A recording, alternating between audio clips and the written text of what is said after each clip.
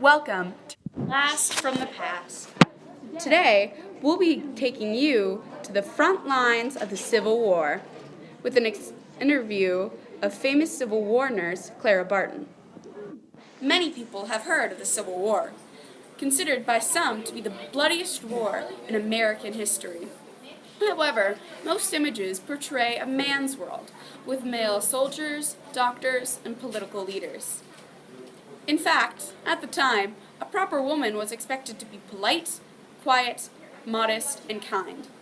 The Civil War was the first to allow any women to participate in any kind of war effort besides production and providing supplies.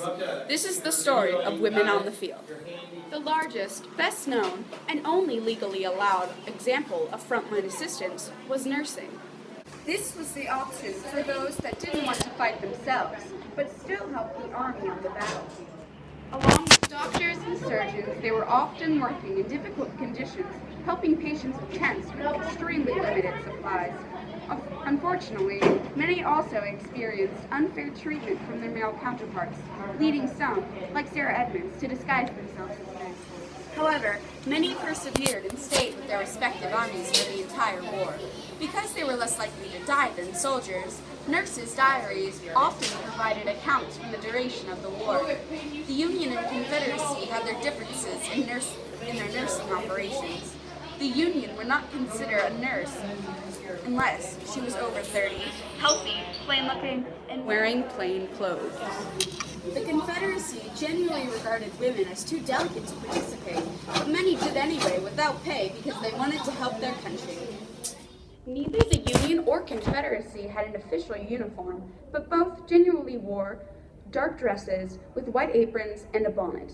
Because both armies were so unorganized, many nurses wore simple clothes that they had brought with them. The nurses may not have fought and killed people themselves, but without them, the Civil War would have been so much shorter, and fewer soldiers would have lived to see the end of it. Welcome back. Today, we have a very special guest with us. Her name is Clara Barton. Welcome to the studio, Clara. So, tell me, how do you feel about your uniforms dropping 22 places in this weekly paper's Belle Southern Beauty fashion column? Well, it could be much worse. We've had some really serious budget cuts. Please explain. Well, there was that time a girl tripped and killed someone, and who cares? I do. Well, our uniforms might not be fashionable, but they're much better than your ideas. Those have some serious danger issues. Well, this jacket is okay. Oh no, I meant the uniform ideas. Okay. All right, Clara, what's wrong with this one? Well, they spend much of their time working with blood, and that would show up very easily on a cream colored dress. Also, your designer jackets are way too expensive for us. All right, I guess that's fair. But tell me, Clara, what's wrong with this next one? Very nice, but it's from the wrong era. No, I guess so.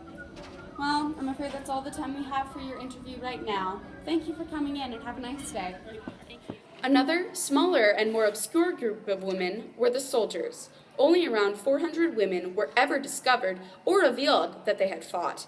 We'll likely never know the exact number of these secret soldiers. It's possible that hundreds were never caught, never told their secret themselves, or were killed and were buried without their identity being revealed. Some were discovered when they were wounded. Some came out after the war. But as about 1 in 5 soldiers in the Civil War died, and there were probably many women that didn't want to reveal their secrets for various reasons, it's likely that there are around 700 to 1,000 women that fought in the Civil War. It was very difficult to avoid being found out over a 5-year war, as they would have had to create fake names, backgrounds, voices, facial hair growth, as well as to avoid detection if injured. Those that were discovered were often shunned, as their actions went against the normal woman's image as a kind, modest, and submissive housewife. In fact, a group of Confederate soldiers once returned a captive woman that had been passing as a male soldier, saying that they would not keep her prisoner because they did not allow women to fight in armies.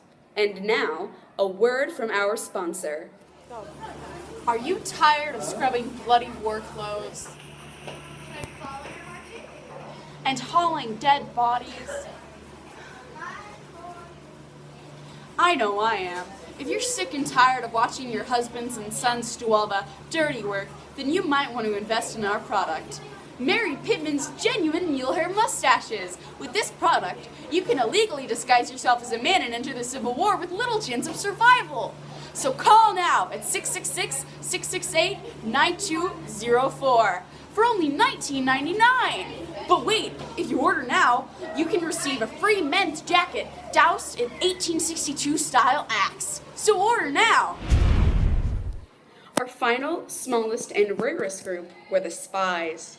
Most spied from behind enemy lines, or more specifically, in the cities. Both Belle Boyd and Rose O'Neill used their social standing to spy on the Union from their houses and send information to the Confederate military.